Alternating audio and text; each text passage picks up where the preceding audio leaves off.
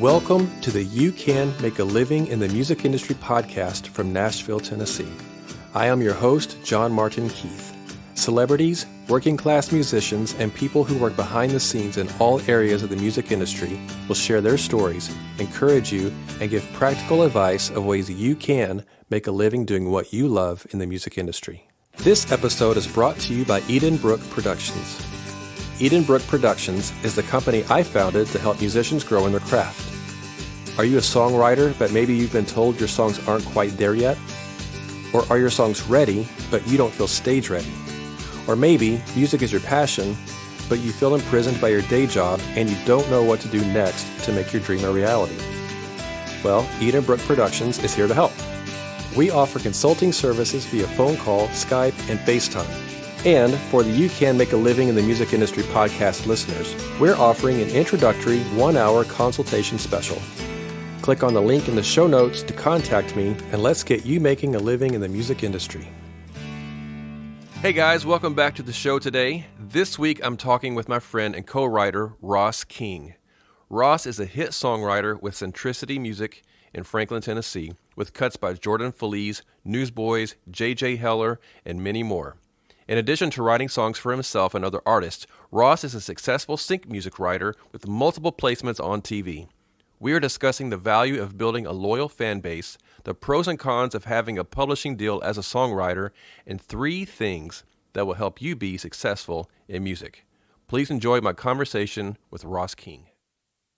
All right, hey guys, I am sitting here and talking with my friend Ross King. How are you today, buddy? I'm doing great. Thanks for having me. Yeah, man, it is good to be. Thanks for letting me come over and hang out in your studio. Yeah. I love it. I never have people here, so it's kind of fun. I had to clean up a little bit. It looks great. So you and I have known each other for a couple of years now, right? Yeah. I think so. And I was trying to remember, like, how did we meet? I think through Chris Clayton. That's right, Chris Clayton. Because he was interested in pursuing sync. And Yes, at the time, and he and I were writing. I was doing really well in sync at the time. And he was like, hey, I want to write sync. And I was like, great. And then he had connected with you. That's somewhere. right. Yep. He and I got together, and then we brought you in on a song. So, and we've written a few since then. Yeah. And yeah. So we're just waiting for them to land. At the moment of this recording, we're just waiting for something to hit. Now, you've been very successful in sync, and we'll get into all that kind of stuff. But so people know who you are. Yeah. Songwriter, CCM, Christian music artist, songwriter, and lead worship from time to time, I believe, right? Yes. And write sync music for TV and film projects. And what else do you do besides that? Well, I mean, like most of us in this job, I have to do a lot of things, decently to make a living. But so all that you said, I have an independent artist career as a Christian musician, and I write for CCM and for, nothing real big in any other genres, but I've written in country and pop and all that stuff too.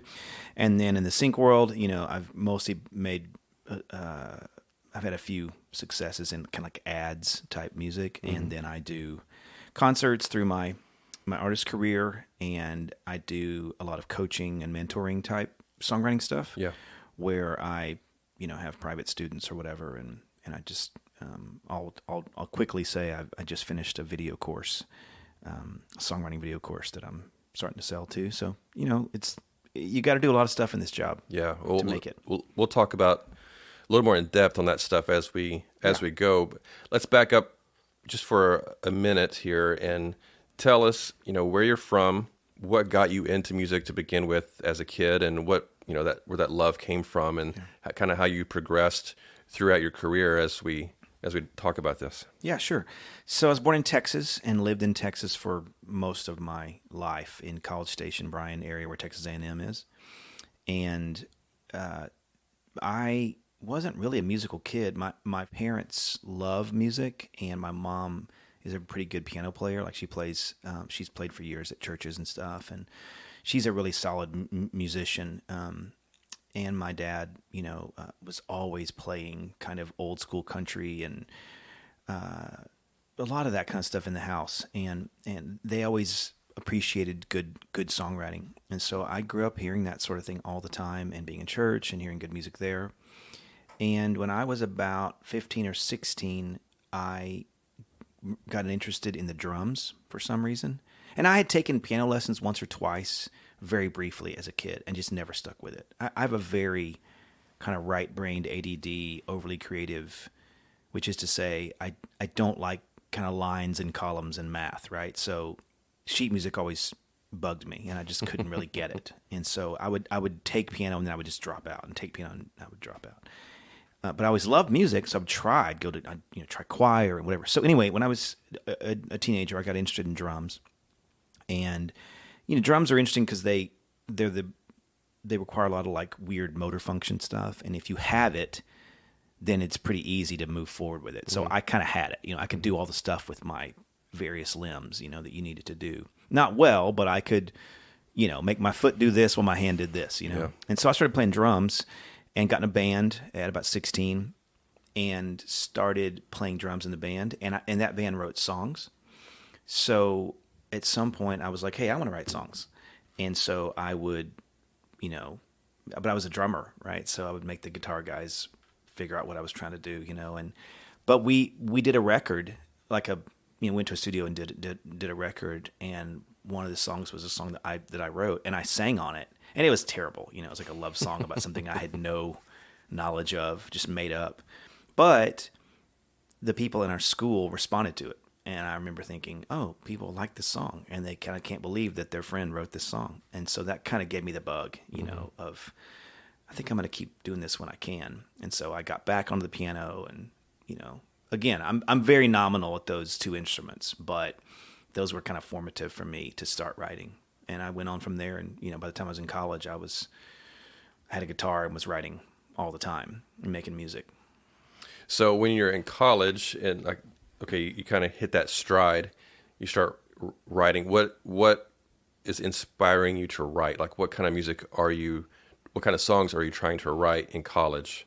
Right. So I grew up in the church, and so the early stuff, well, when I was a kid and in that band, it was like rock music, love songs that, like I said, that had zero basis in actual life, and just pop songs. And we were trying to be, back then, Duran Duran or The Cure or something, right. Just like something between, general market pop and alt pop. But by the time I got to college, I was a lot more serious in my faith, and so it became a lot more real songs about my life, my faith, my belief, God, all that stuff. And so, and then in terms of influences, this is the early to mid 90s, so I'm listening to Rich Mullins, and I'm deep diving on Keith Green, and Christian music at the time was, not to sound like a grumpy old man, but it was a lot more bold and probably sort of more Bible-y and more direct than it is now, for better or for worse. I don't know that it was musically great, but it was lyrically trying to get at stuff that probably it doesn't do as much now. And I was really interested in that. I was drawn to this kind of prophet type of music, where somebody would poke the bear and say, here's a concept that maybe the church needs to hear or something, And so I was drawn to that. And I did a lot of acoustic pop with a prophetic, kick the hornet's nest kind of a vibe to it. Interesting. Yeah. Now, did you go to college for music, or did it just happen to be that's something that you were pursuing while you were in college? No, the idea that I would have studied music in college was just like crazy to me. I went to Texas A&M right there in my hometown, and they didn't even have that. Okay. And I just came up around sort of hardworking, bootstraps type people who would have said, get a real job, and not in a bad way, just who would have encouraged me to have a real trade, Right. So I actually pursued political science with the thought that I would either go to law school or maybe some kind of job in like research, because I just liked reading and that sort of thing, pretty nerdy stuff. But just somewhere in the college experience, I started making these like tapes. This is, 1992, 93. So I started making these recordings of my music and putting them on tape. And I would sell them. I would just, I would go to like the Baptist student thing or whatever and get a little asked to, can I play here and sell my tapes, and they'd let me do it, and I'd sell the tapes, and so then it just kind of, by the time I was graduating, I had gigs and I was selling stuff. And so I thought, well, I'll just see if I can do this job for a while. And there's a whole other story there where there was a thing at A&M that's still going on called Breakaway Ministries, and it's this massive Bible study that meets on Tuesdays. It's like 8,000 or 9,000 people. And at the time, I was going to the early days of that, and they knew about my songwriting and my music, and so they at some point kind of pulled me into that and said, hey, do you want to help us do this? And so by the time I graduated, I had that sort of a vehicle too, where I was leading worship on Tuesday nights for 1,000 people. Even though I'd never done anything like that, right. And sharing my songs there. So all of that kind of springboarded me in a way that made it to where when I graduated college, I didn't really have to have my plan all figured out, right? And so it at the time was very much I'll get a job someday, but right now people are calling me to do gigs and buying my records, and I was single, so I was fine, in terms of money. Can you imagine a world like that? Right. Well, I mean, you and I have a very similar background in that, where I went to Bible college. Actually, I went to a couple of different ones. So I went. The first one was in Kansas City, and I was there learning to get a Bible degree in youth ministry and that kind of thing. But I was doing music, and I recorded my first album, or first tape at the time, our first cassette tape. If people remember what those things are. Oh yeah. And so, but we had this thing on Saturday nights called Impact, where it was this youth program where all the kids around Kansas City would come to Youth for Christ, the organization that I went to school at, and they put on these Saturday night programs. Yeah. And they had live music, and they'd have a speaker and this type of stuff. And but the people at Youth for Christ knew that I was playing music. They knew I was a songwriter and that I played guitar and sang, and because I was doing it all the time, around there. And so it got to the point that they would bring me in sometimes to use their band, and they would have me sing, and like I said, it's like 1,000 kids or whatever it was. And so, yeah. And so you feel like you're Stephen Curtis Chapman, of course. In that moment. And at the time, that's who I wanted to be. Right, that's who he was my mentor. And so that's what we were, but and the thing that's interesting about those kind of stories, because this is true of mine too, is that a lot of real acts who are successful and have worked way harder than you and I had worked at that point don't play for crowds that size. Right.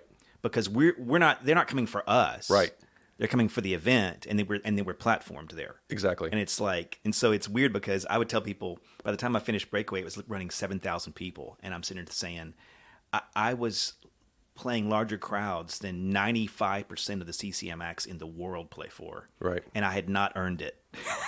You know what I'm saying? Right. Because they weren't coming for me. Right. They're coming for the event, and you get to be a part of the event. Yes. But it's like a great training ground for, Absolutely. If it ever gets huge, this is what it'll be like. Absolutely. Yeah. And it's a great training ground. And that's something I would encourage people that are listening. If you've got an opportunity to be a part of an organization that is putting on programs like that, whether it's in a Christian organization or mainstream or whatever, but if people are coming for an event and that you have got access to be a part of that somehow, to where you can be on stage and playing music, it's a perfect scenario. Yes. Because you are a part of something that's bigger. Right. And it's perfect practice, quote unquote, as you learn your craft. And, a lot of people rag on American Idol and all those shows because it's kind of a manufactured thing, and it automatically puts you as the contestant in front of millions of people watching, but there is some people don't like that, and some people think that's the only way that you can do it. And I think there's yes, and people like you and I who want to be songwriters primarily, when people ask me, oh, do you hate American Idol? Do you hate The Voice? I'm like, no. Yeah. Because those people, if they don't write, if their main thing is doing that, my main thing isn't doing that. My main thing isn't getting up there and being cool on stage. I'd rather just stay at home and write a song. So I'm glad those people are out there, because maybe they want a song, right? And, if I'm a true believer in like sort of the collaborative body of Christ thing, it's like, oh, well, the person who can sing and play really well and is pretty and skinny and wants to be cool on stage, I give them my song. Yeah. Well, and that's going to be a good segue down the road here in our conversation, because you have actually gotten to write for artists who have come from American Idol, and those types of things. So that's a real life scenario that you've lived through, which is a really cool thing. So we'll get to that here in just a little bit. Yeah. So at what point did you move from after college, did you just move straight to Nashville at that point, or were you out on the touring? What did you do? No, I didn't come here until like 6 years ago. Okay. And so I spent a long time in Texas because do you remember a band called Cademan's Call? Oh yeah. Okay, so at the end of my college time, and this is another one of those funny kind of platform things we were just talking about. At the end of my college time, I got asked to play this festival at Texas A&M, and the way they did these festivals, this one Christian fraternity group would put these festivals on, and they would set them up to where there was like a big act that everyone had heard of that was signed on the radio, and then maybe like a mid-level, B-level act that was loved, and then they'd have like a local just for free kind of, right. Well, I was that local that I would get that call a lot. Well, my last year of college, the Cademan's was that mid-level, and they were blowing up in that kind of Dave Matthews Band underground way, 40 Acres. Yes, yeah, and this was even pre that stuff, right. But they were huge in the unsigned, but I mean, they were probably, selling out shows all over the place and not even signed yet. Well, because it was my crowd, it was my local crowd, I kind of like crushed. But it wasn't because I was that great. It was just all my friends were there. Right. So it was like this crazy loud. So it looked like I was just killing it, even though I probably was just okay. And Cademan's saw that, and they were like, hey, this guy's crushing the same crowds that we are. So they took me out for a couple of shows for some like CD release, big shows. And so I got kind of positioned right out of college to be one at this breakaway thing, which was, at the time, 1,000 people per week. And Cademan's was having me out to do stuff. So it was like I just got thrown into, whereas 90% of my gigs were 30 people, it was like a little youth group, and I'm playing Lord, I Lift Your Name on High, or whatever. Well, suddenly I have these other two things that are kind of platforming me in a more visible way. And so I just kept doing that, just getting calls. I was selling a couple hundred CDs a month out of the back of my car for $10 a pop, and I had no real bills to pay and wasn't married or kids or any of that. So I just did that, and it just kept going. So these two sides of my ministry where I had worship leading gigs that I was getting mostly because of the breakaway thing, and then I was getting concerts because I was just doing records and doing the singer-songwriter thing. So I was playing, 10 days a month, and I did that for 15, 20 years, and it varied. There were times when I took interim worship leader jobs at churches or different things, right? I owned a studio for a little while where I recorded and produced other people, but that was my deal. And I would fly out here to Nashville to write sometimes, or I'd have little moments where maybe a song of mine would pop and somebody out here would hear it and wonder about it and, contact me. But when I came out here, it never worked. I was never, I always joke that there's like a Hello Cleveland factor that I've never had. And I call it that because it's like, hello, Cleveland, get on your feet. Yeah. I don't have that. Like, I'm not good at that. Right. I want to be on a stool with a coffee in my hand and, whatever, telling stories. And people could see that when I would come out here, So I just stayed in Texas. And I remember this feeling of landing the plane in College Station, Texas, every time I came out here and thinking, literally every time, yeah, it feels good to be home. I'll never live in that Nashville and do that life. And, we can get into why I changed my mind, but I really was committed to just being at home or, being where my family was, being near my wife's family, as I got married and those kind of things. And I just liked Texas and didn't think I would do this life for the longest time.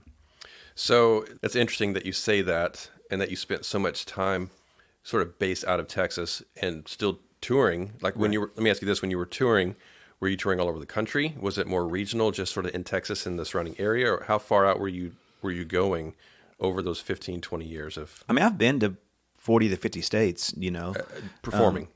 Yeah. And a lot of that was worship.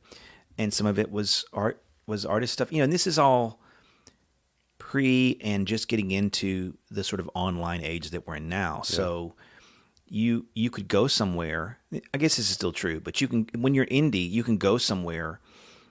You can go to Pennsylvania and have a massive crowd because somehow someone there has gotten into you, or one radio station played you or something. And they can think you are, famous.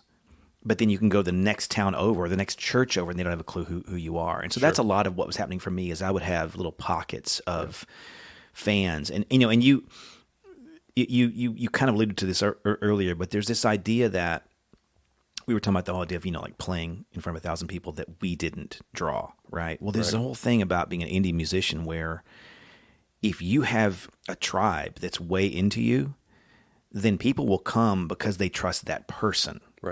Right. So if I get a youth minister or a pastor or whatever, somebody in a town who's into me, they can say, guys, on Sunday night, this guy Ross is going to be here. His music has really mattered to me. You should come.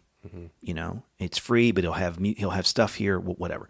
And I've had a really just blessed, kind of fortuitous career of people committed to me enough that they get other people to buy in, right? And I mean, I don't know how I would do it without that kind of support. But that's the key. Again, this is maybe for later, but the idea that you have true fans who will tell people about you, that's way more important than a bunch of Spotify streams. Way more. Sure, absolutely. So what I was going to say a minute ago was, I think it's interesting that you mentioned how you're able to base yourself out of Texas, out of your home state for so long, and making a living doing this, right? Right. Touring and selling records. And because so many of the guests that have been on this show, we talk about how you almost, not always, but almost always have to be in Nashville or LA or New York or one of these music metropolitan areas that's what they're known for. If you're going to make a living in music, you have to be in one of these locations to really be successful at that. And in most cases, I think that's true as we get into talk about publishing and writing and things like that. But as an artist, and I was the same way as you. I'm from Paducah, Kentucky, and for years I lived out of my hometown and toured, and I was always going either to Florida or to Kansas City, and sort of those were my two areas because of camps I'd worked at, college I'd worked with, and then somebody saw me there at leading worship at the camp and hearing my original stuff and inviting me to come down to a church in Florida. And so that became every year I was going back and forth to those two locations and sort of building a route in between those places. So I was able to make a living doing music, and then I was teaching guitar on the side, at Chapman Music in Paducah, Kentucky. And so I was able to do that. So we have a very similar background in that area. But I think it's important for people to know, especially on the artist side of things, that you don't have to live in Nashville or New York or wherever and be able to make a living. Right. And as much as we talk about how you really do need to be here, on the artist side of things, there are ways around that. So and this could be a 5-hour podcast series because there's just so much here. But you're exactly right. All right. I'm sure where to start, but let me say this as kind of a hook.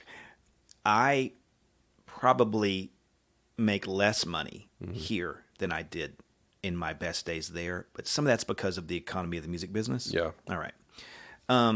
I will say that, and again, that's a lot of the ground has shifted so much underneath us in the 25 years I've been doing this that some of what I'm going to say may not be perfectly applicable. But I will say this, the linchpin you're talking about is the artist versus the songwriter. And you're right. Yes.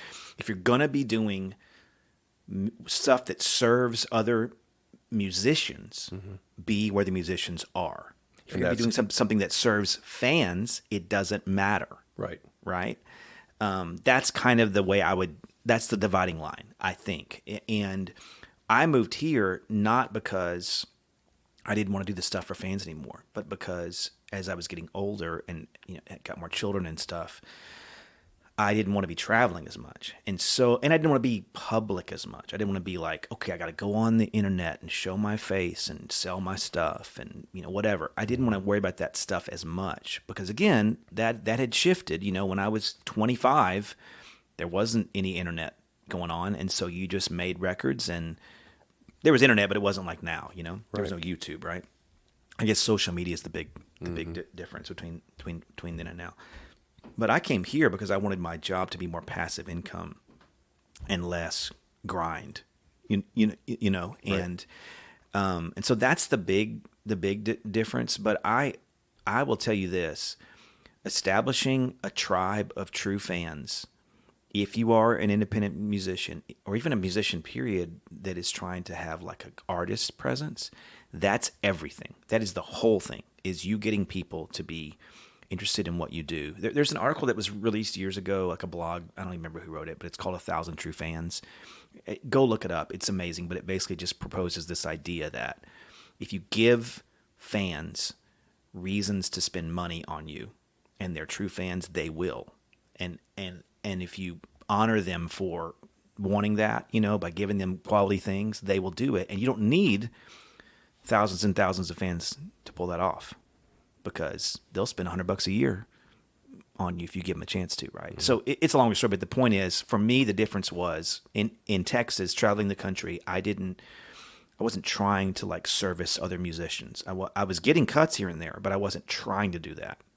I was trying to keep my fans happy, and they don't care where you live, right? Because 90% of your gigs are flight gigs. Right. So it didn't matter. Am I answering the question? Yeah, I don't know. Absolutely. So, okay, so let's talk about that. You just mentioned something that it's interesting. In Texas, you're out being an artist, but you just said that you were starting to get some cuts here and there. Right. Okay, so let's talk about that. You're in Texas doing the artist thing. You're writing your own songs. How are people hearing about you and starting to record your songs on their albums? How's that connection starting to happen? And I'll be the first person to admit my story has plenty of disappointments and, oh, Ross, that's unfair that happened to you. But on the other side of it, I have stuff like this, where when I worked at that breakaway thing, and I was at second or third largest college in the United States, Texas A&M, and I'm at a Bible study that's the biggest Christian thing at that college, and we started making albums. Started making records and releasing songs. Yeah. And so those songs would go in the hands of that college student in their actual hand, because it was like it was a hard copy. And then they would go home to wherever that they lived and take that and say to their worship pastor, "Hey, here's a song you probably haven't heard." Because again, this is like Bethel, Hillsongs, all that stuff. This is a different world, than that. So they're, oh, cool, this is a quality song. Because looking back, I was going to be who I am now, right? So I was writing decent songs, right? I mean, not to be braggy, but I'm a songwriter. So back then, I was already becoming that person, and I was trying to write high quality songs. So we were releasing these songs, and they were going all over the country. So I would get, one of my favorite kind of like anecdotes of that time period was, there was like a 10-year period where the statutory rate for a mechanical license, which if you're listening to this podcast, you probably know what those terms mean, but was 8.3 cents per unit sold. All right. So for every song that was sold for $1, you got 8.3 cents. So there was like 10 years of my life where I would get piles and piles of $83 checks, because some ministry in Kansas City or whatever would say, our college student brought this record from Breakaway, and it has this song I'd never heard, and we recorded a version of it, and we're going to make 1,000 units, right? Because that's where the price break. Where the price break is, And then this summer camp's going to do 1,000 units, and then this so I was getting a lot. Like I had a decent income from that. Nice. $83 a pop, which now is not as like shameful as it. $83 a pop isn't so bad, right? Sadly, we give anything for that nowadays. Exactly, right? So I had a ton of that, and of course that resulted in more CCLI, and I fully owned those songs, right? These are like hardly ever co-written. I had all the pub on them, So so that 8.3 cents, I get all of it. That kind of sent me out, and of course over time, some of those checks were larger than $83 because some of those were more than 1,000 units. And then just kind of the word gets out. And so I would get calls from those ministries occasionally. Hey, we're working on a record. Do you have any songs? Do you want to come write with us? That kind of stuff. So it was mostly worship that was doing that. I would say it was 95% worship stuff, which ironically, I'm not a great worship writer now. Like I'm just okay at it. I much prefer a pop song or a CCM type song. But yeah, that's really the way I kind of got introduced to like publishing and cuts and, CCLI and chasing down your royalties and such. Yeah. So I know that you're assigned to Centricity Publishing now here in Nashville. Did you sign with a publishing company, like when you started getting those cuts in college and these, you're starting to get these $83 checks all the time?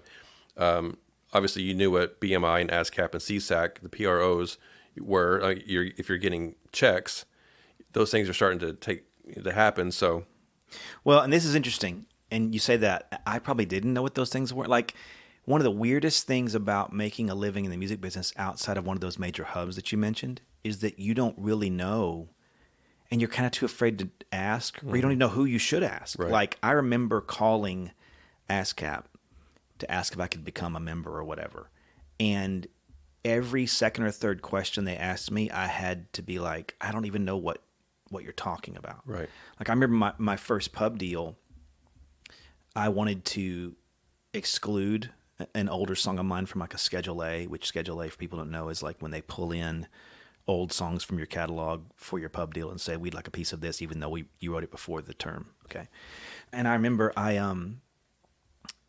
wanted to exclude it. And the conversation with my publisher, it's my first ever pub deal, got so weird because he didn't believe how like dumb I was. I kept asking questions and he was like, are you playing dumb? Like, come on, you've been a musician for 20 years. And I'm like, listen, if you don't, I promise I'm not playing dumb. If you don't live here, I mean, Marty, there's probably thousands of dollars I never collected because I didn't know what I was doing. Sure. Right. Yep. And all of us have done that. Right, for sure. But this was 20 years of I'm making air quotes, commercially viable music for 20 years, not really knowing what publishing is, not really knowing what admin or any of that stuff is. So I didn't know a lot of those things. And I remember when I finally got here and learned all that stuff, I was like, I called up a bunch of people that I had come up with in Texas and said, hey, all those conversations we had about publishing, I can tell you what all that stuff means now because I didn't. And I literally wanted to host like a free webinar for my friends and be like, I finally get what publishing is. And I was 40 years old by this time. You know, I did not know what any of that stuff was. And I finally now do. Now I know more than I want to know, right? But yeah, there's a really, you could do a whole podcast on what it's like to be a professional working musician who isn't in Nashville, LA, or New York, and how different their perception and even how different their sort of like career guardrails are. You know, like what they can and can't do, what they should or shouldn't do. You know, it's crazy. So when you, yes, and we need to have that conversation. It's not today. You and I can have that conversation, do another podcast or bring in maybe a group of us and we should do that. That sounds fun. So when you finally get to Nashville, I'm assuming you've signed your first publishing deal here in Nashville. Did you decide to move here at that point? Like, what was that? So let's walk us through. Yeah, great. What made you decide to come to Nashville to begin with? Finally? Right. So there was a woman named Cindy Wilt who was very beloved in this town. She had been a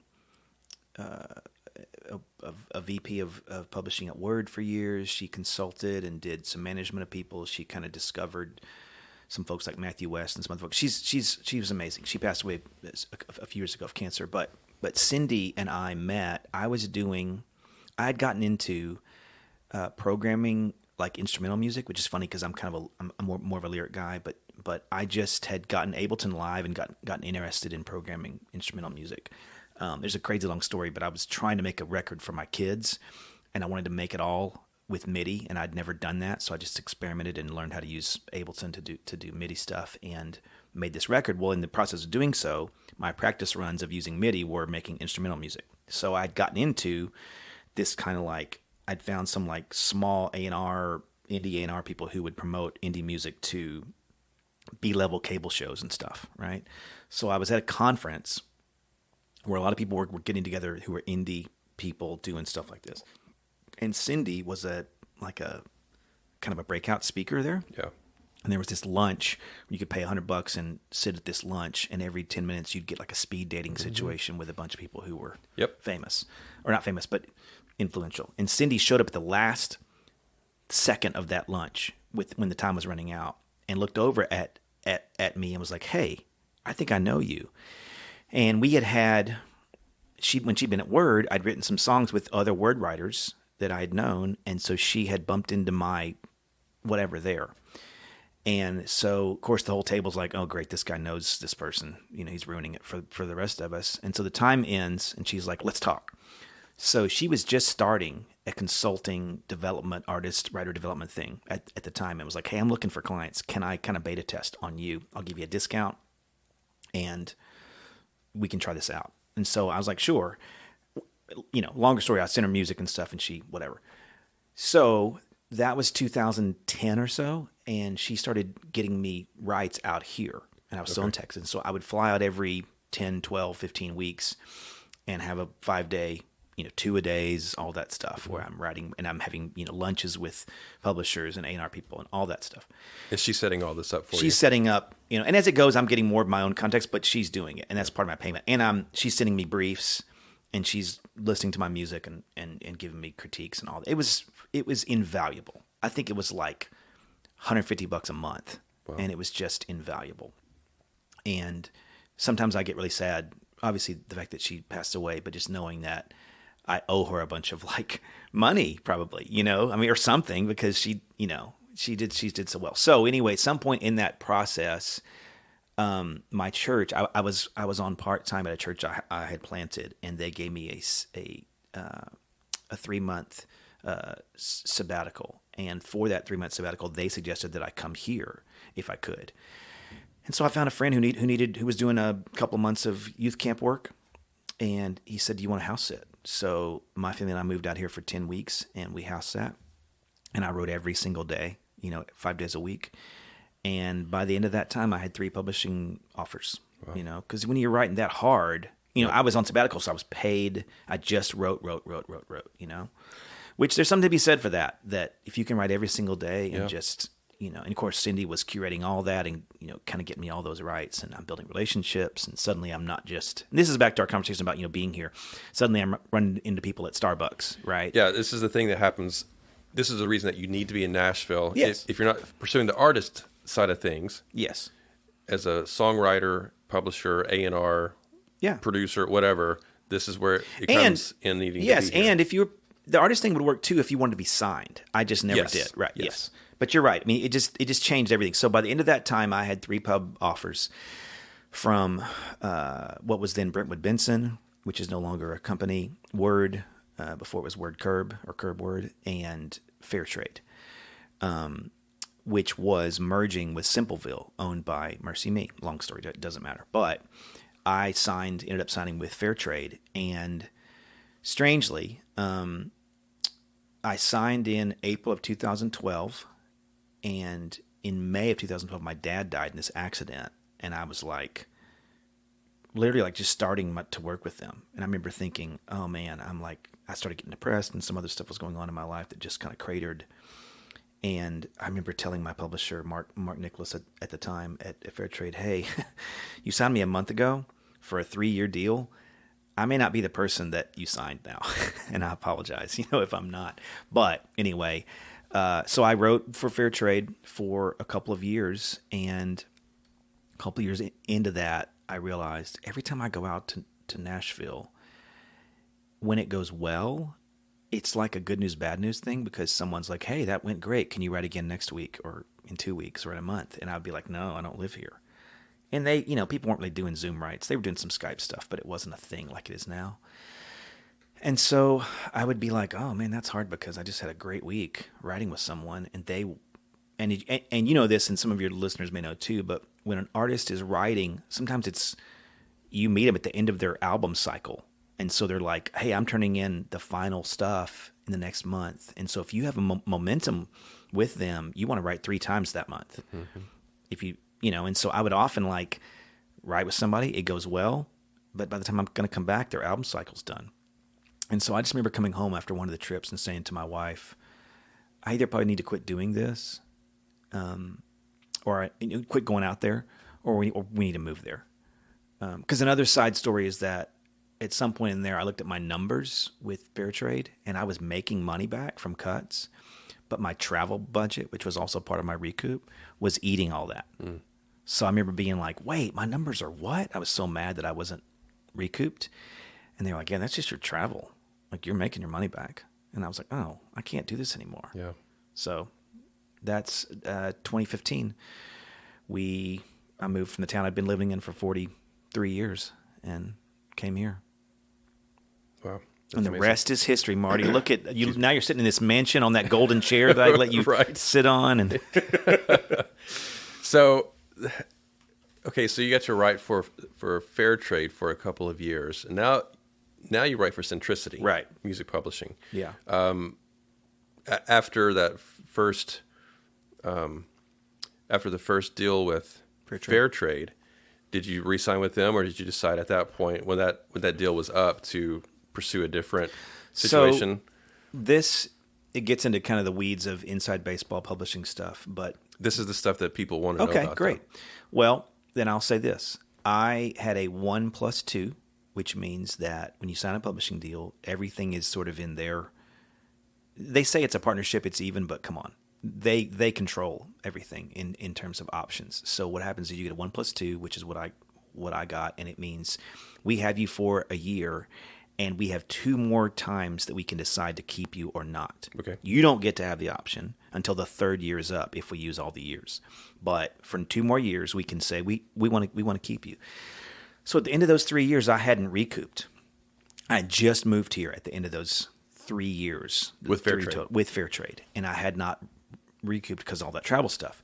So I had a chance to get out, but I owed them money, and I kind of felt like I want to make this money back for them. And no one else was offering me. I didn't look, to be fair, and I probably should have, but no one else was offering. And Fair Trade was great. I'm not trying to pick on them. I'm just saying that's what was going on.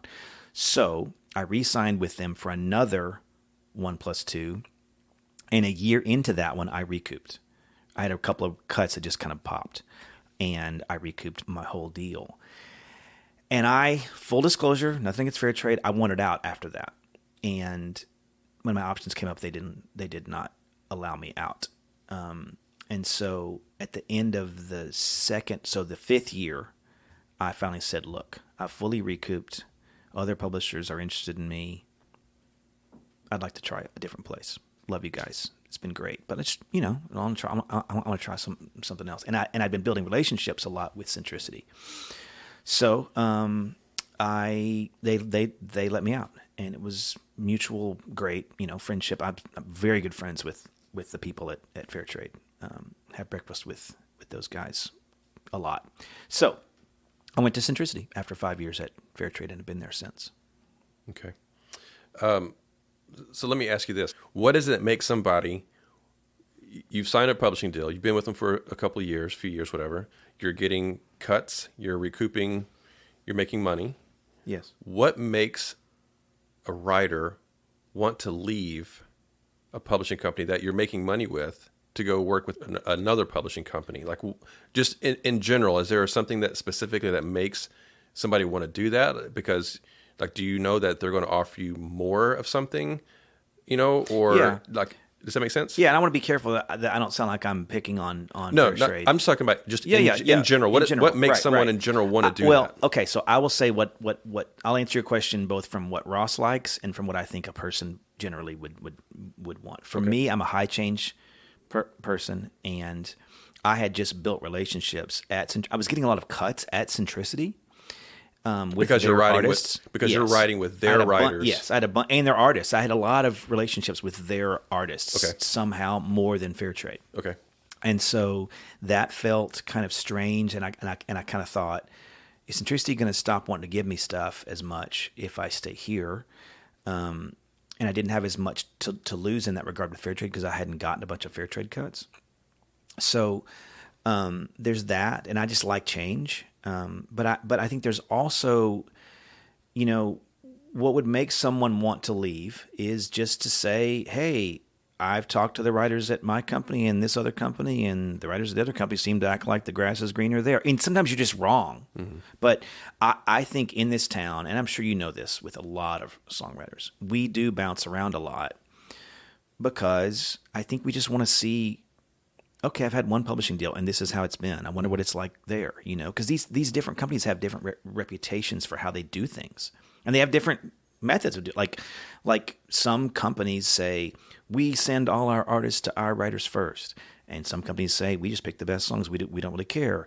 Some companies have really fancy songwriting camps and writing retreats. Some companies are better at sync and worse at this. Some companies have a country guy. Some companies, some companies have an LA branch where you can go out to LA and do stuff. So there's just a bunch of like shopping around stuff. And because songwriting isn't a salaried kind of a position, it's usually an advance that you recoup. It's not like you're leaving one company and worrying about getting a pay cut. It's not that. There's not a big loss unless you're making somebody mad, right? And so, so for me, it was more just I like change, and I was close to Centricity's people, and felt like I wanted to give that a shot. But there are definite like, you do this. I mean, you hey, what's your pub deal like? What's your admin like? What's it like working with that sync company? And we all ask those questions, and occasionally someone will say just a story that sounds awesome, and you'll think, oh, I wish it was like that. I want to be a part of that, right? And I think that's where most of it happens. I mean, writers we can be kind of babies too, and I think we get real like, well, my company doesn't like me, and your company does, whatever. Yeah. And as you know, because it's a handshaking, smiley town, you can be convinced that going over there, man, that guy seems like he's really cool. That publisher, he's he really looks me in the eye when he talks to me, and my company's not being that way. Whatever. We can just fall for that. So, does that make sense? I mean, yes, absolutely. Yeah, I just wanted for the audience to kind of have an idea of what that means. Yeah, to do that. Why would you do that? So that's super helpful. So now that you've been over at Centricity for a while, and you've gotten a bunch of cuts. So this one of the things I wanted to kind of circle back to is we were talking about the American Idol and some of those things, and you're talking about well, maybe the artist that's on, or the performer that's on American Idol and those types of shows, maybe at some point they'll get signed and they'll need songs. Maybe they'll pick my songs. Well, lo and behold, you have written for some of those artists that have been on American Idol and some of those types of shows, and you've gotten to those artists have now recorded your songs, and you write with those guys. Jordan Feliz is one of those, right? Those guys. So hey, dream come true, right? Sure. That's cool. So tell us real quick, some of the artists that you have written for that people would know. Yeah. And let me just say this as a kind of a funny disclaimer. My resume, when you read the artists I've written for, sounds really impressive, but I've mostly written like deep cuts for these people. Like I don't have a bunch of hot radio, but that doesn't matter. No, I know. Well, it matters to it matters to the money, but it doesn't matter. Yeah, it is really cool. As far as the reputation goes. Absolutely. No, and I'm just trying to be honest about, that. So Jordan Feliz, Jason Gray, Newsboys, Cade Thompson's a new artist that I've had some stuff with. Let's see, We Are Messengers, Micah Tyler, Jonny Diaz. I could look. Now at we're just my dropping bio. names. Now I'm just dropping names. Yeah. But no, there definitely are some like bucket lists. I had a Shenandoah cut, and they were big when I was a kid. I love Shenandoah. It was a record that nobody bought, but here at the end of their year, but at the end of their career, but I had a blast doing it. Still.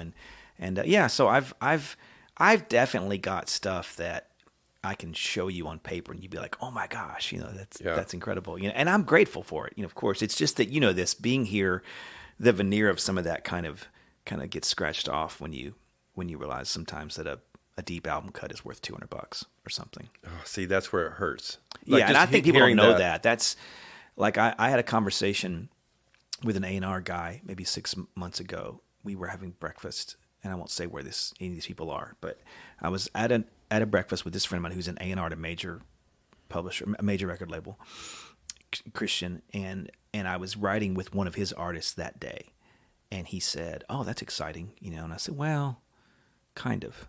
Mm-hmm. And he said, "Why?" And I said, "No, I'm grateful, but I've had 5 or 6 cuts with this guy, and that's worth like $1,200, And he just was shocked, because he's been in the business a long time, and I think things have changed so much and so slowly that he doesn't realize how low a non-radio single cut on a major label project, how low the payout is for that. But you guys got to remember, it's 90% of the earnings from that are streams, and those numbers are so tiny, fractions of pennies.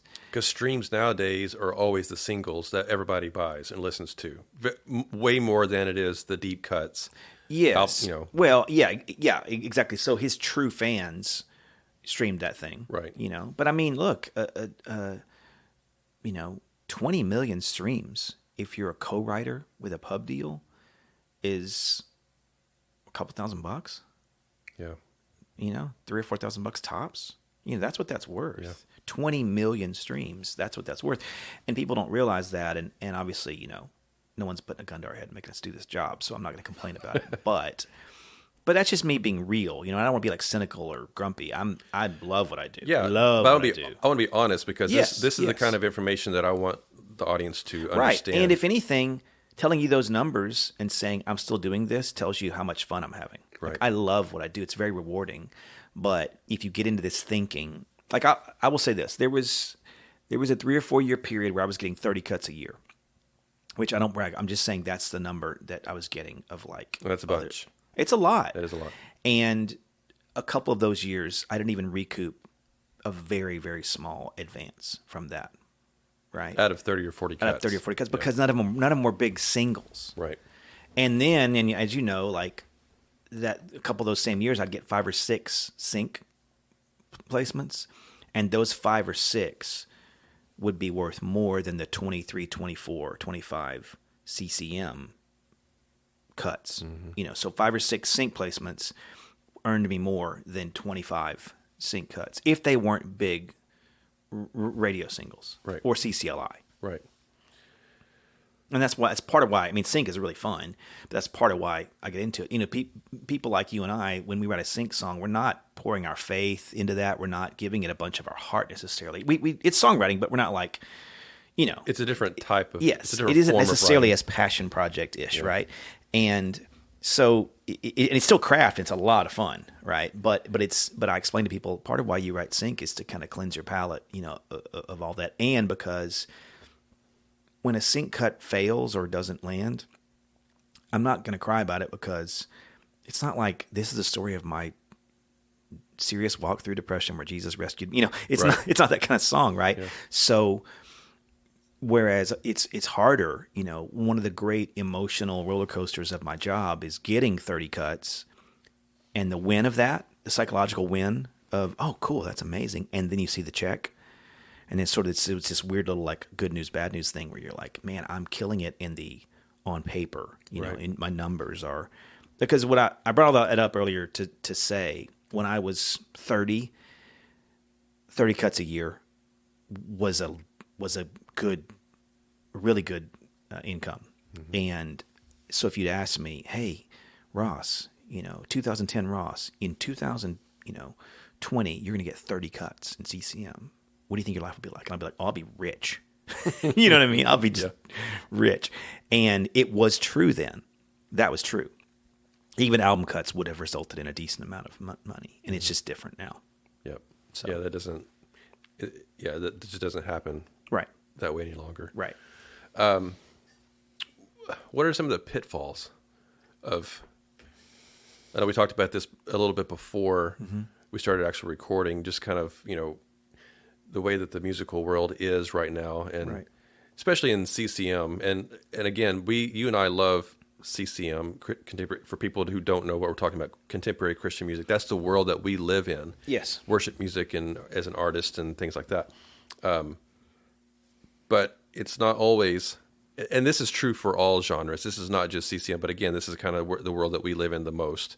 But I know you and I have had a couple of conversations where, it's harder than maybe it should be, if that's the right way to say it. Can we talk about that a little bit? And when you say you mean making a living as a sort of a songwriter who's not doing an artist thing? Well, either that, or maybe you're doing, because you and I are both songwriters and artists. Right. We do both. Sure. Right. And one of the reasons that we have multiple streams of income, you and I both do this. You and I are very similar, sort of parallel path. I feel like a lot of times, is that we have to do multiple things in the music world to make a living at it. Right. Well, I think part of it is that in our minds as young musicians, we kind of think, here's what I'm good. You kind of itemize what you're good at, and you assume that if I master that thing will make income, and that'll be the thing I do. And that's true to an extent if you're like the top 1% or something, right? Or the 1% of the 1%. But I think for most of us, you just got to do a bunch of things well. I have this concept that I talk about a lot with people who are talking about music business, where I talk about flu shots. And this is a little bit different now that we've contextualized the world around COVID, but during flu season, your doctor gives a bunch of flu shots. And it's not because they love it or even what they really went to school for. They're just certified to do it, and they can do it. But they could teach you or me to stick a needle in someone and give them this vaccine or whatever, right? So, but they also can do surgery. They can do complicated things that they probably would get a bigger charge out of. And I think all of our careers have flu shots, where it's like, this is a thing I can do, and it's not passionate, but it helps people and it serves this one purpose, right? And so I think a lot of times you get to figure out what your flu shots are and what your surgeries are, and find ways to not hate giving flu shots, and hopefully not find ways to where all you're doing is flu shots, right? But for me, to make that metaphor make sense, songwriting for artists in CCM would be surgery. I want to do that. That sounds awesome. It's cool, and I can see the result of it, and it's life-changing or whatever. And it pays. But I also need to do songwriting instruction or guitar lessons, or I need to do demos for artists who can't afford expensive demos, or I need to do gigs that maybe aren't my favorite kind of gigs or whatever. And all of that stuff. Those are the flu shots. Those are the flu shots. And I'm grateful for that stuff, yeah, right? Because there are a lot of people who wish they got that, right? And you and I we don't want to be complaining about stuff that other folks wish they could do.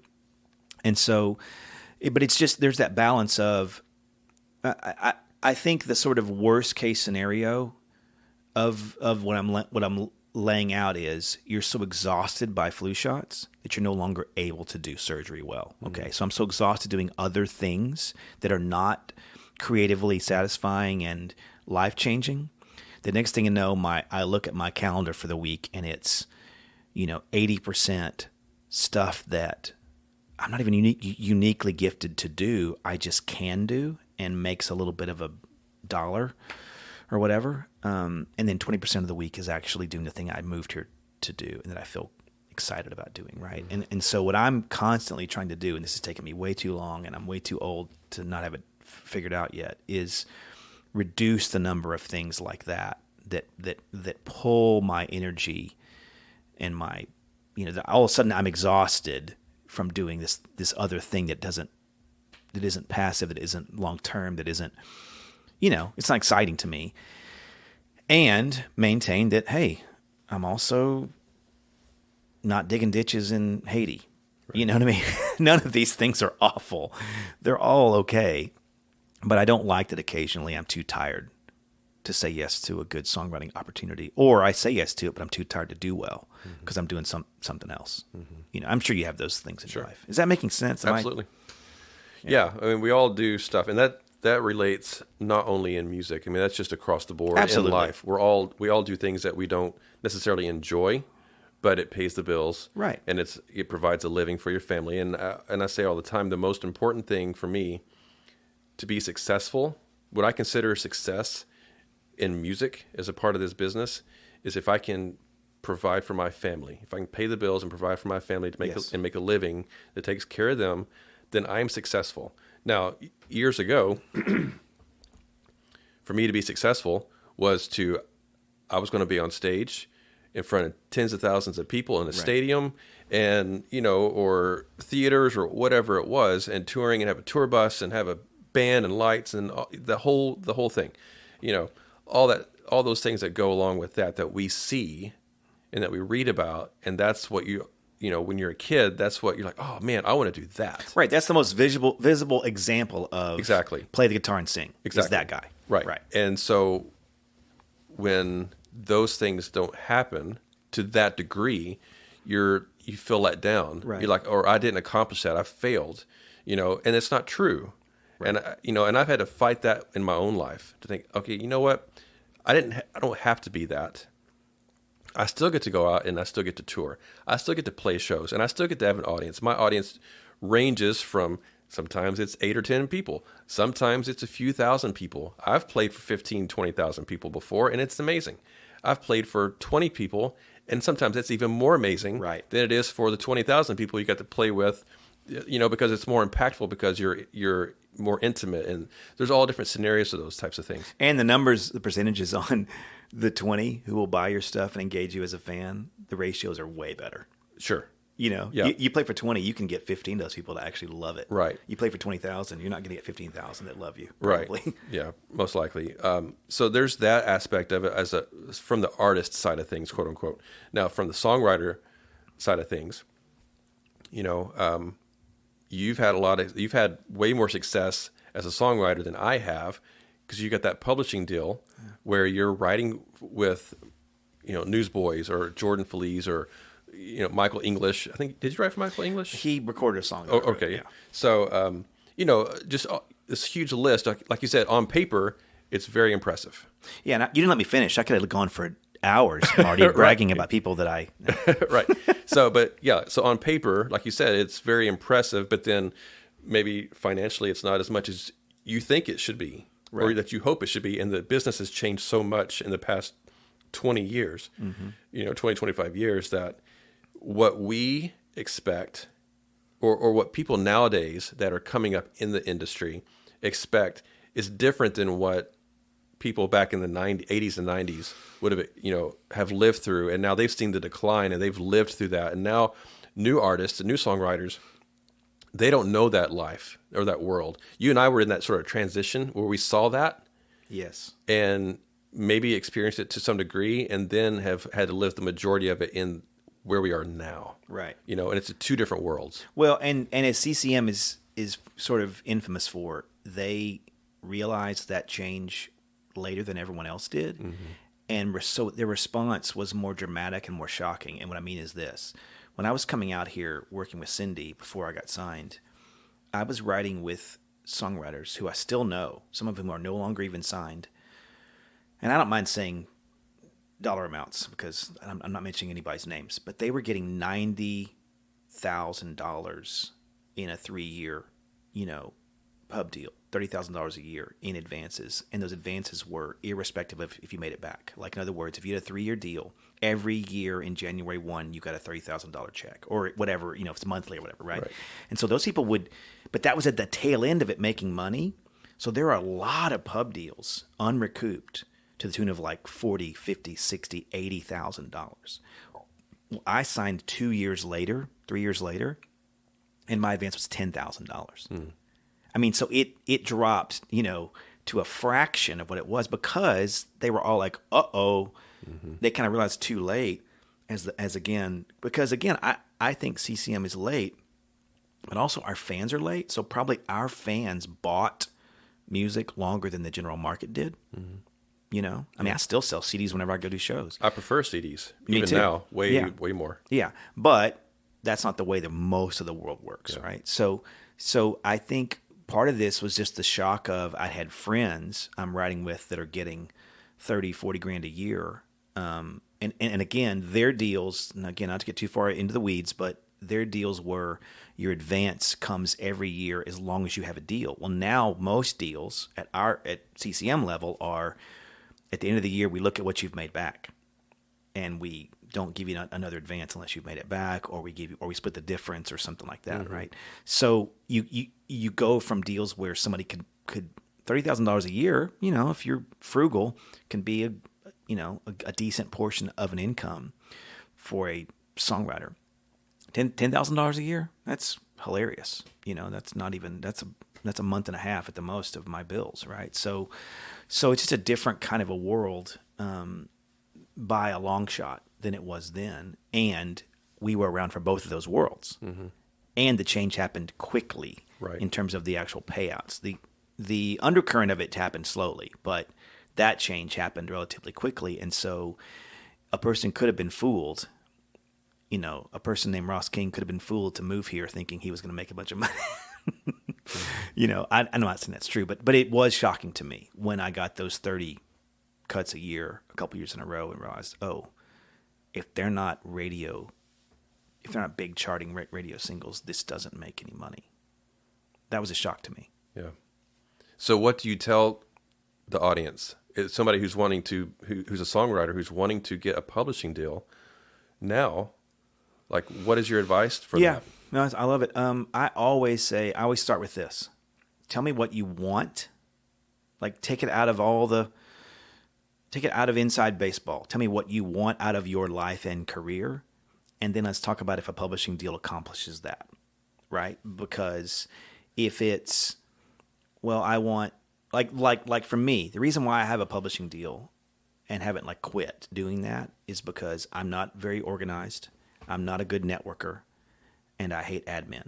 So a publishing deal accomplishes that. They organize things for me. They chase down the money. They help with my calendar. They admin for me. They network for me.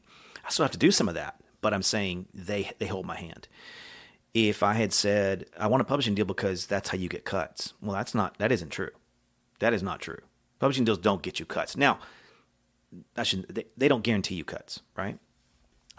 Because, as you probably know now, that is one of many gatekeepers for any number of things that make money, right? So a publisher is one of your gatekeepers. You write a song, they hear it, we like it, we don't like it. But if they love it, then they maybe go to the if it's a sync thing, then it's a little bit fewer gatekeepers. They'll go directly to the music supervisor or the director of the show or the director of the commercial or ad agency or whatever it is. But if it's a CCM thing or a country thing or a pop thing, publisher likes it. Next step is, does the A&R or the artist like it? And the publisher is going to take the song to them. To the A&R or the artist. And they both have to like it, both.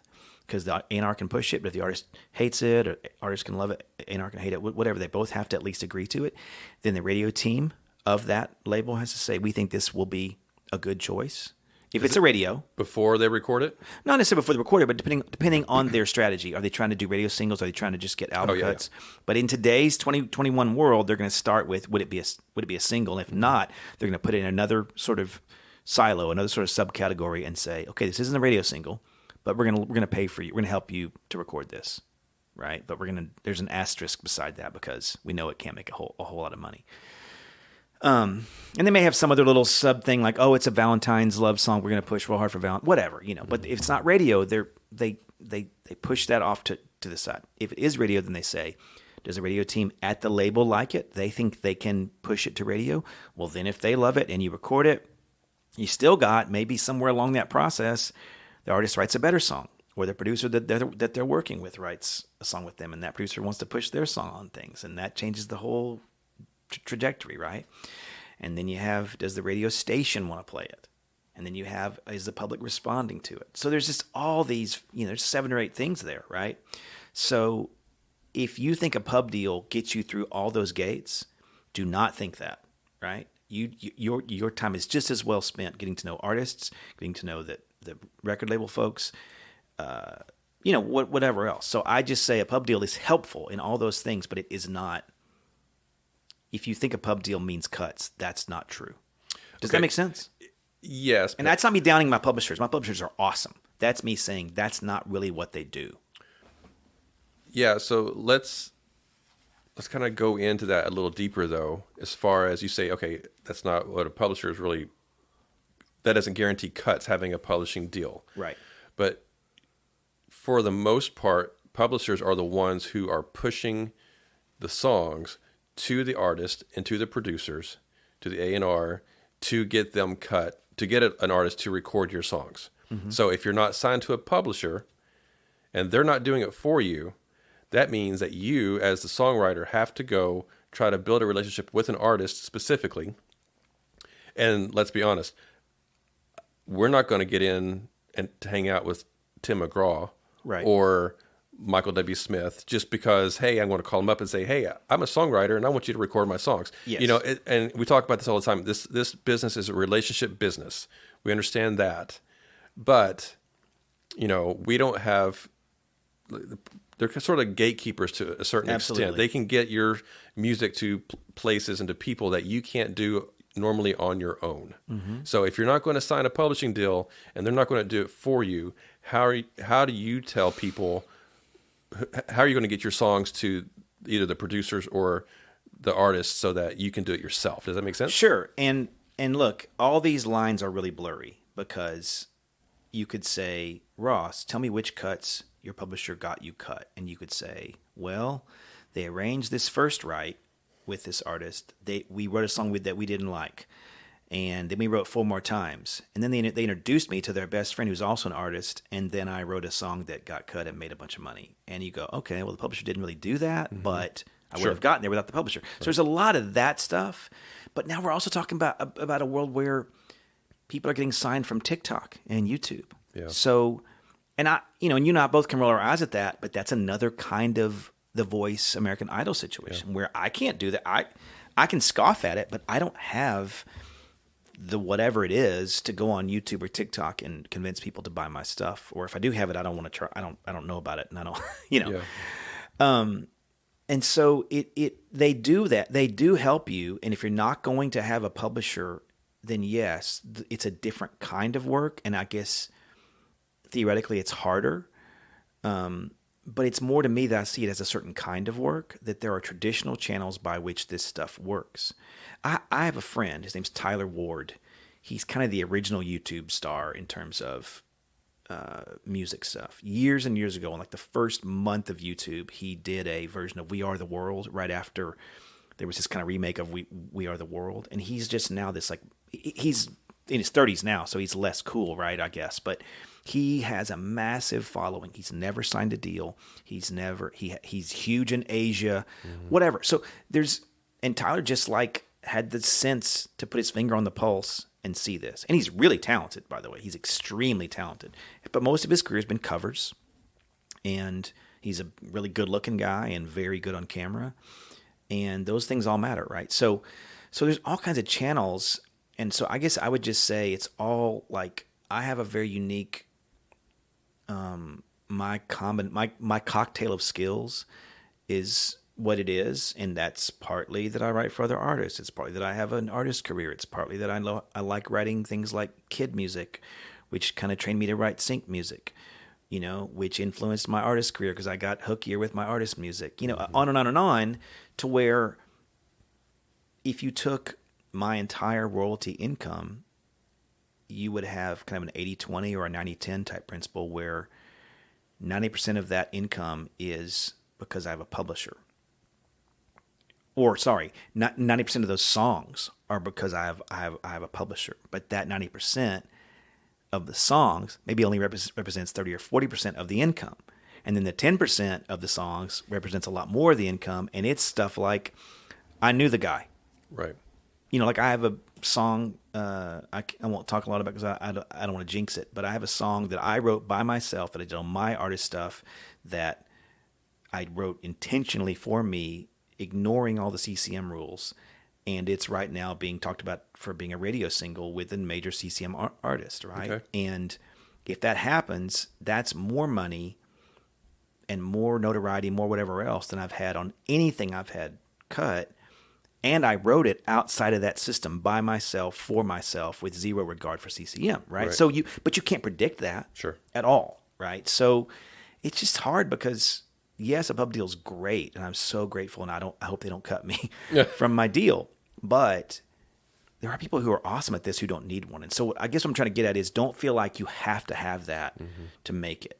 Because I have friends, I can think of 2 people right now who've just left their deals and are doing better now because their unique cocktail of skills works for that. Does that make sense? It does. I think that part of that, the reason that writers like that you're talking about that have left their deals and are having more success on their own, I think part of the reason that they're having that success is because they've already established the relationships, of course, with other writers and with artists. They know who they are, so they can get together with these people.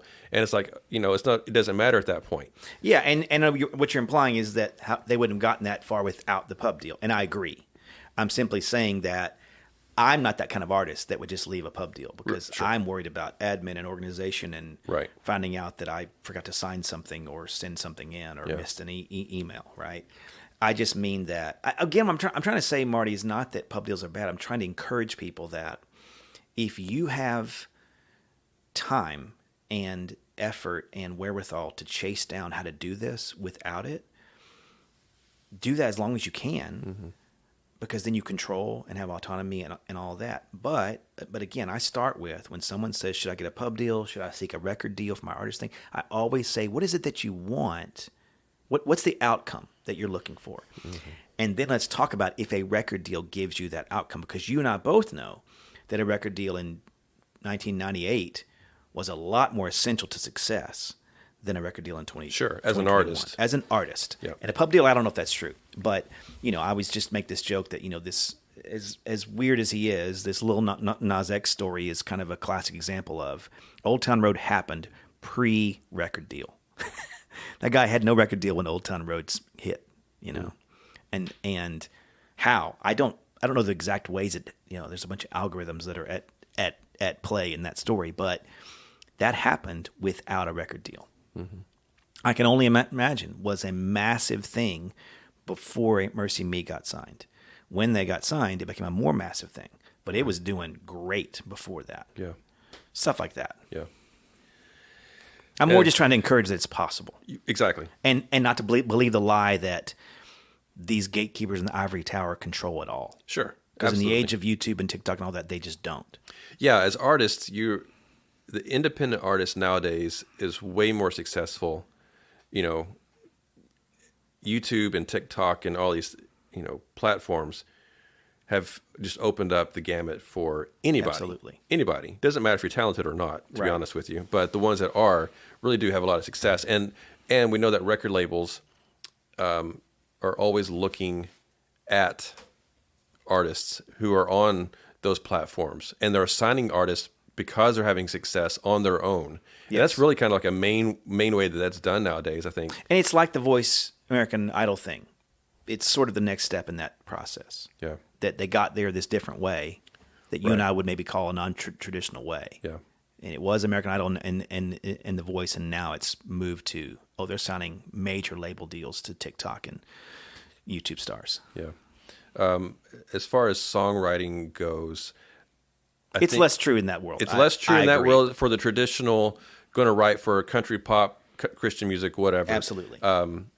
Now, in the sync world that you and I both live in, it is true. I own my own publishing. Right. I'm not currently signed to a publishing deal with a company, where you are. Mm-hmm. So, I own my own publishing company.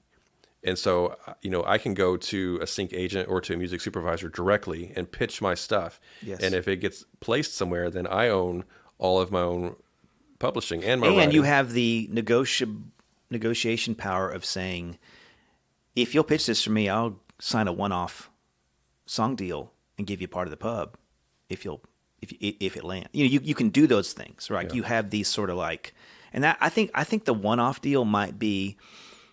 Again, all this is relational, and some of your listeners have never even met a publisher that's any good. But the idea that you can take a great song to someone and say, this is a great song, and you and I both know it, and if you can land it, I'll let you have some.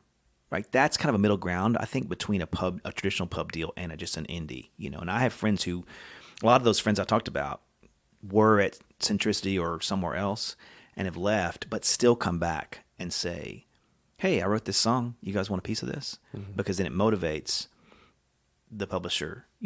Okay, I'm not sure I want to sign a long-term deal with this person, but this is a great song. So sign the one song deal, and then they get a percentage of it if they land. If they land the placement, sort of a what do they call it, contingency? Where if it lands, we will get money from this. Yeah, yeah, and that entices them to push. To try to get it placed because that's potentially between me and you. I think those are going to get more and more popular. Yeah, I think one song deals are going to continue to get more popular because it's a win for both sides.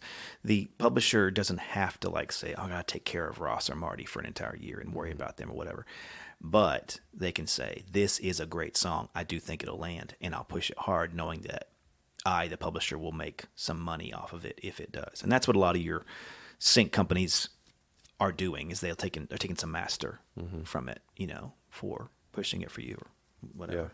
Yeah.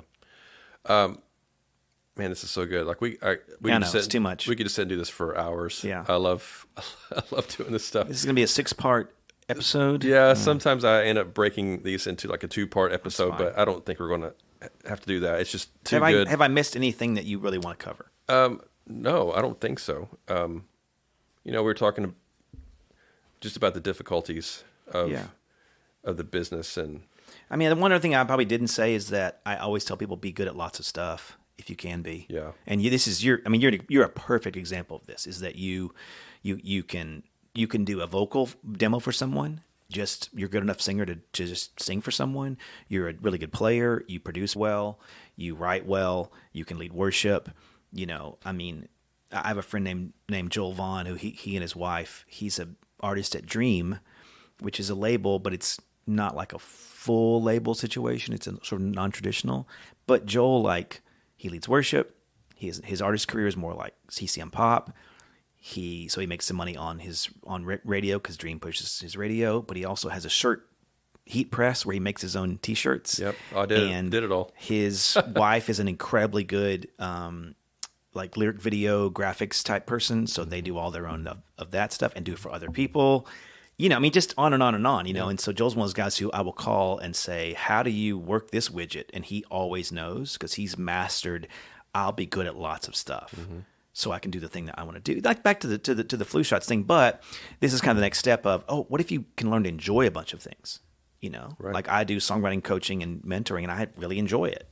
And I'm glad to be doing it, but it's not songwriting. It's just another level of it. So I tell people, hey, if you want to make it in this business and you can tolerate a very broad and sort of unpredictable and inconsistent week of your career, if you don't mind any given week doing 4 or 5 different things, then go for it. I think the mistake is the drummer for Maroon 5 can just be a drummer. Right. Because it's Maroon 5.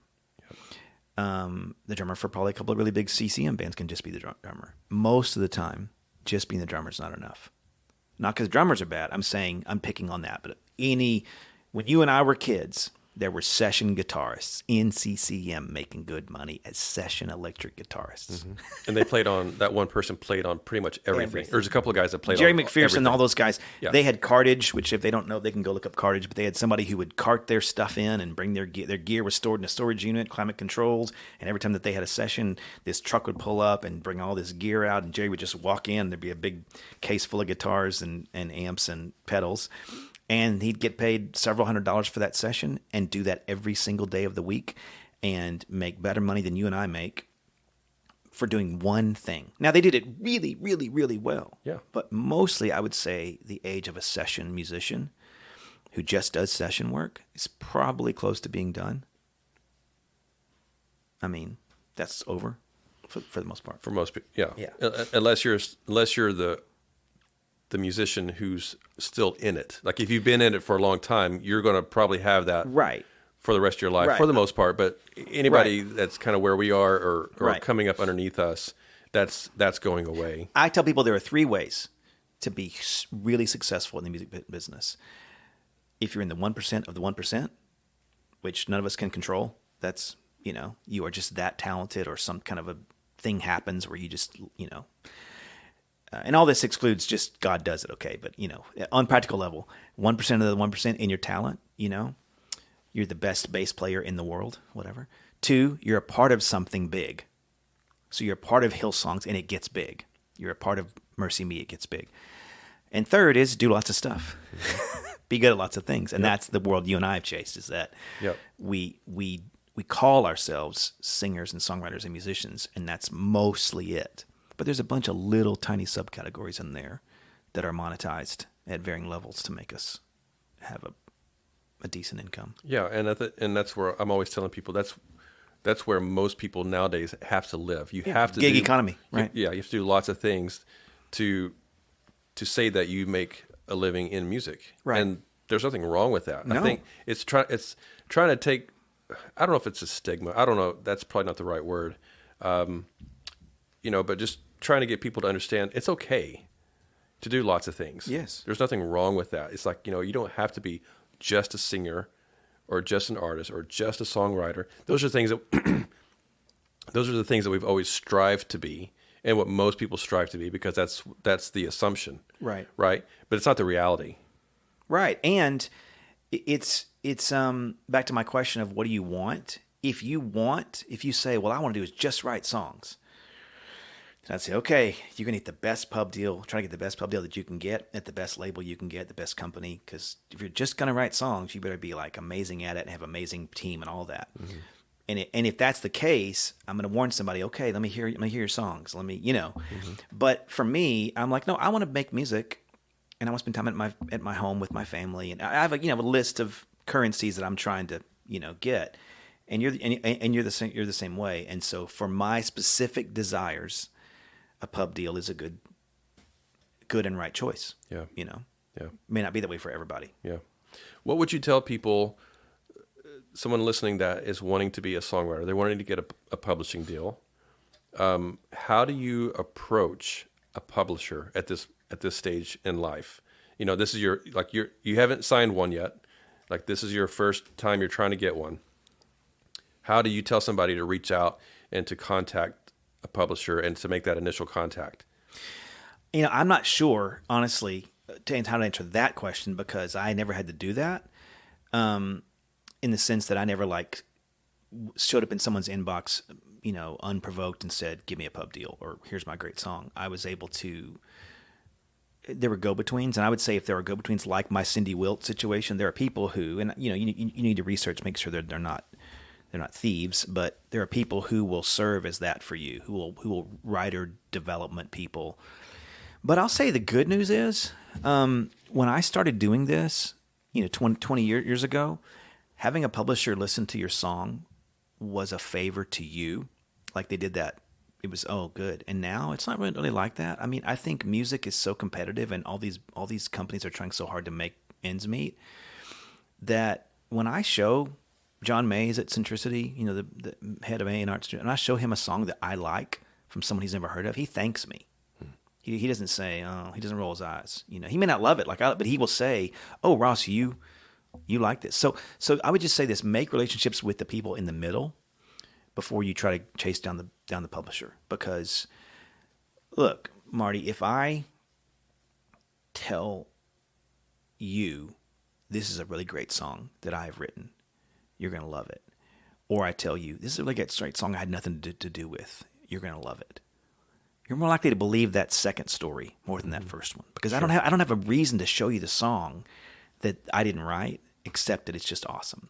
So you want to get people around you who have a little bit more influence or a little different influence than you have, and become their friends and get their honest critique. And if they'll help you, then try to go through the channels of, this person loves what I'm doing and they have influence, in ways that I don't. And, you and I both know this, both from personal life and from kind of Outliers type stories, but Outliers being that book from several years ago. But the whole idea is that none of us gets there because we're just good.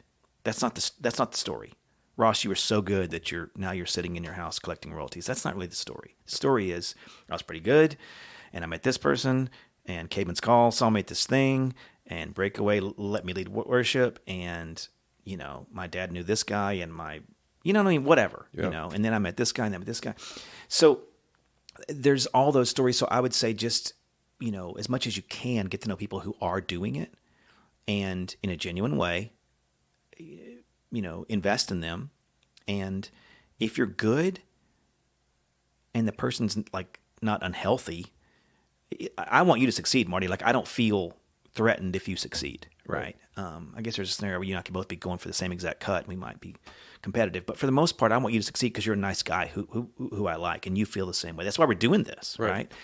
In this moment, we're doing this because we both like each other. So if I convince you that I have a great song and you have influence that I don't have, and you just love the song, there's no motive for you not to hand that to somebody, and vice versa. You know what I mean? And so I think it's more about that. There's these middle people that, and the added benefit of that is being around those folks will push you to be better because they're good, right? Yep. And they'll be honest and say, "Hey, man, I'm going to be honest. This isn't competitive." I mean, you've had those conversations where someone says, "Isn't this song great?" And you're like, "Listen, before you give that to a publisher, I need to tell you they're not going to. I don't think that they're going to love it like you do. So I'm warning you, don't send that song in just yet because once they hear that Marty Keith, says this is his favorite song and they don't love it, well, they in their mind might mark down Marty Keith doesn't know a great song. What he's talking about, yeah. Right.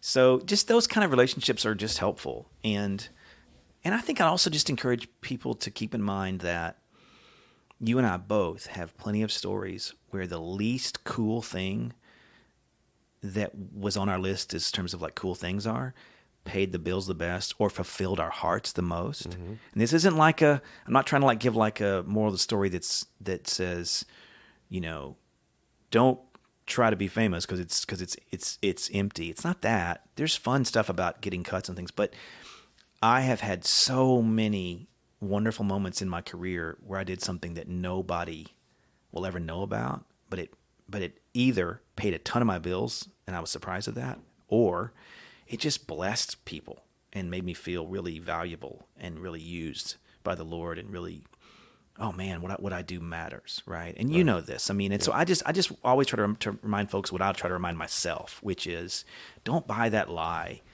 I mean, Jesus made a big deal about this, that there's a narrow road that hardly anybody finds and a wide road that everybody finds, and it's no good, Yeah. And so we can't buy those wide road lies that the biggest cuts. I'll give you one example, and then I'll quit rambling. But right when COVID started, there was a concert that Fox Network and iHeartRadio put on, where it was like Billie Eilish, Tim McGraw, Elton John, Sam Smith, all these big time sort of secular general market stars from their homes, just saying these like. Yep, I watched it. Okay, and I had a song that got a sync license for that show. Okay. For like the kind of the intro. Yeah. So literally Elton John says, "And we're all in this together," and suddenly my song starts playing. We're all in this together, whatever, right? Okay, yeah, I didn't know that. That's awesome. Yeah, and that concert was a charity that gave money to first responders. Right. I mean, at the beginning of a global pandemic, it gave money to first responders. The sync license was $250 all in because it's a charity. Right. So I made literally almost $0, but Elton John queued up my song. Yeah. And it was heard by millions of people for a charity that saved lives, by the way, probably, right? So you just have to be careful that you don't see the wrong values, right?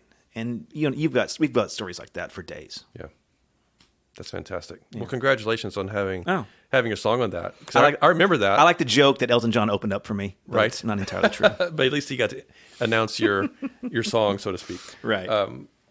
Indirectly, but that's But that's that's one of those things that on paper, Oh man, Ross must have made $1 million on that. Well, not even that, but just to be able to say, man, I had the song on this thing that happened. Yes, the visibility of that is crazy. Yeah. So, and that's super cool. Yeah.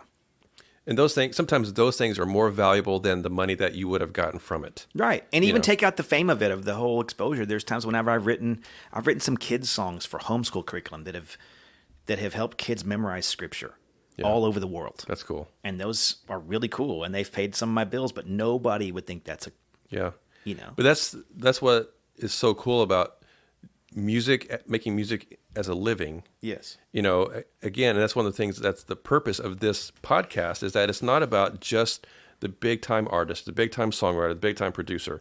It's everything that you can possibly think of that allows you to make a living doing music on whatever level. Right. But if you're able to make your living doing that, and it brings you joy and someone else joy, and you can pay some bills in the process and support your family, who cares? Right. Who cares if it's on the radio or on TV or whatever, but you're doing homeschool curriculum that thousands of kids around the world are getting to learn something, right? And they're doing it through your music that you've created, right? And music that I created with a guitar and a shaker. Yeah, and you're getting paid to do it as well. You're making a living in music doing that, and that's just one portion of what you do, right? But that's the great thing about it, Yes. So that's super cool.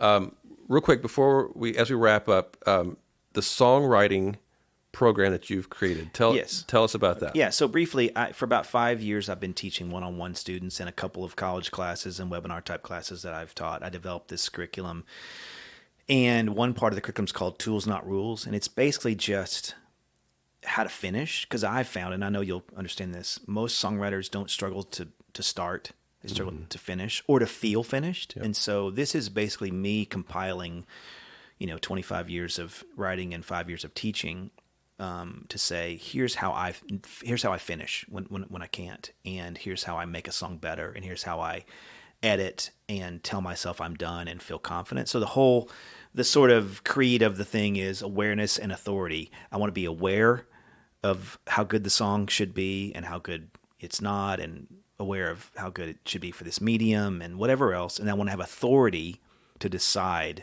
okay, I'm done. Okay, I think this is good, And so it's called Tools, Not Rules, and it's on my website, rosskingmusic.com. And it's just a way to help people to finish more. That's awesome. Yeah, thanks. Now, is this is something that is already out? It's coming out? It's out now, yes. Okay.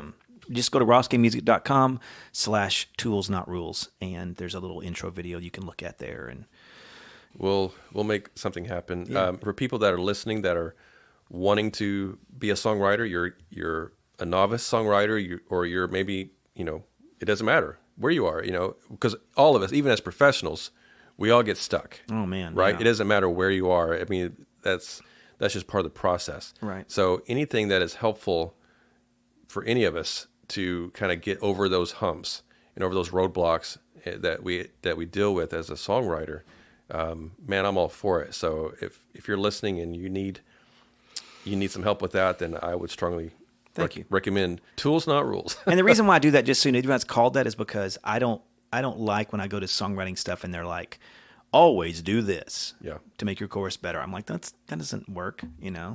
Have a tool that you can decide how to use. I don't follow rules. Yeah.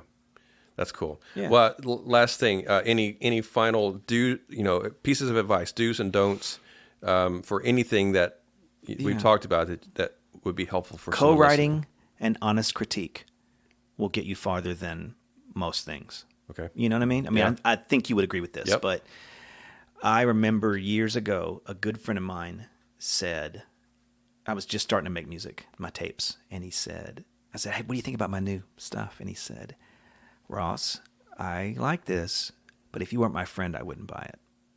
And he hates when I share this because it sounds like he's a jerk, but that's just helped me so much because I was like, I got to make it so good that it seamlessly fits in with the other stuff. Yeah, it's got to be radio quality. It's not winning any points on relationship. Now, granted, I both know that relationship matters a ton, but I'm saying in terms of I aim for, and this is why I don't lead a lot of my own worship songs. Because I say I want my worship songs to fit in seamlessly with these great ones, right? And so, just get honest critique from people and collaborate as often as you can, and learn how to I see why they're better at this than I am, and I'm better at this than they are, and collaboration and critique are everything.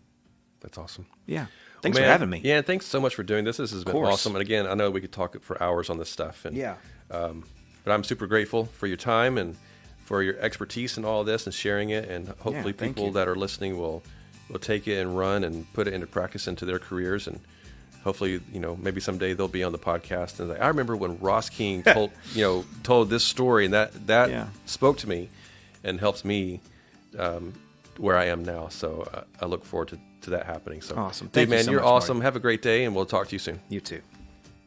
All right, guys, thank you so much for listening to my conversation with Ross King today. What an amazing wealth of information that Ross is. I hope you guys are taking notes and that you're able to put these things that we're talking about into practice into your life and into your careers. Please let me know. I want to know what's going on with you guys. You can contact me. My email is on the show notes.